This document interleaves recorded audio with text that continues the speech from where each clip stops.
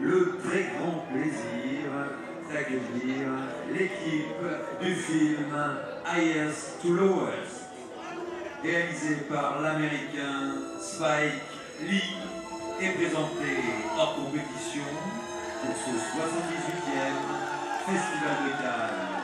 Avec nous sur le tapis rouge, Spike Lee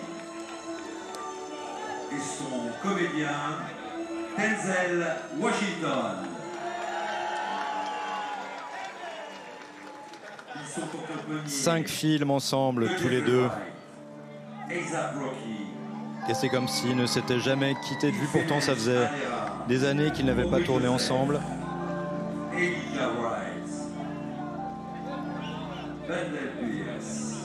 C'est un polar, une fois de plus, Highest to Lowest, dans le milieu de la musique. Un polar tourné à New York.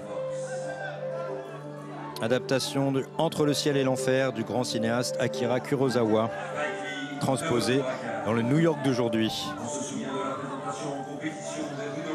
C'est assez intéressant quand on y pense aussi, cette transposition de films des années 60 à Tokyo, qu'il le réinterprète aujourd'hui dans un New York ultra gentrifié. Ce sont ces mots, et hors de prix. Comme quoi les histoires sont universelles aussi, peu importe l'époque. Si le monde se transforme, les thématiques, elles, restent d'actualité. Avant de recevoir l'Oscar du meilleur scénario adapté. Il a été président du jury. On voit A$AP Rocky, avec la Palme d'Or pour le compagnon de Rihanna, qui a écrit des chansons originales pour le film de Spike Lee. Spike Lee de retour à Cannes. Spike Lee avec sa femme Tonya Lee, également productrice.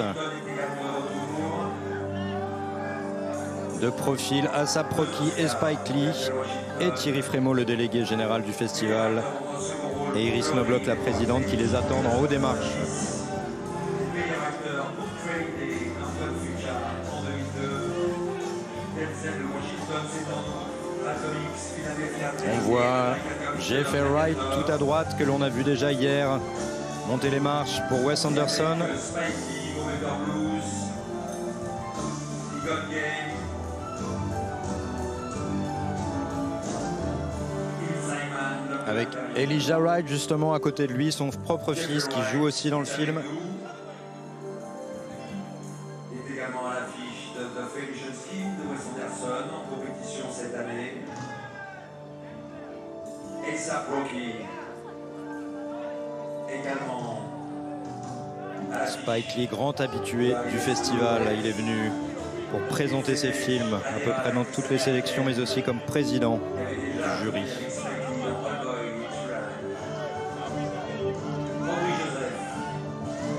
Je vous rappelle le synopsis de ce film, Victor. Soumis à une demande de rançon, un puissant magnat de l'industrie musicale, c'est donc Denzel Washington, réputé avoir la meilleure oreille du métier, se retrouve confronté à un dilemme moral où des vies sont en jeu. C'est un polar avec Jeffrey Wright que l'on voit à l'image. Denzel Washington, le complice de longue date de Spike Lee, se retrouve pour la 5e fois. Et Spike Lee avait déjà adapté un autre cinéaste, c'était Old Boy, Le Park Chan-wook. et cette fois c'est Kurosawa, un de ses maîtres d'ailleurs.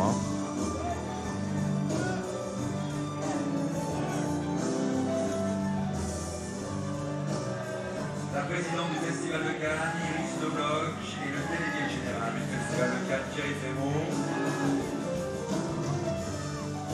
attendent l'équipe de Highest to Lowest sur les marches du Palais des Festivals. Eh bien non, Rihanna ne foulera pas ses marches, on l'attendait. Elle est là. Dans l'esprit d'A$AP Rocky, son compagnon qui a signé la musique du film et même des chansons originales. Regardez toutes ces beautés qui s'embrassent. Iris Knobloch, la présidente du Festival de Cannes.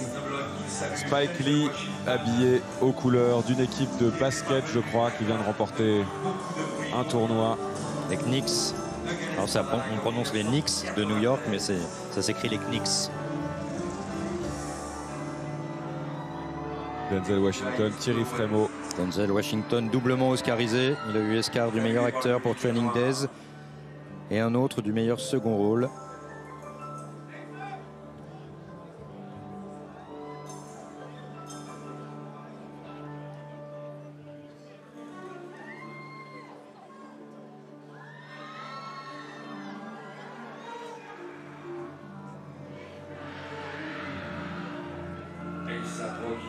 Spike Lee, Denzel Washington, ovationné par le public.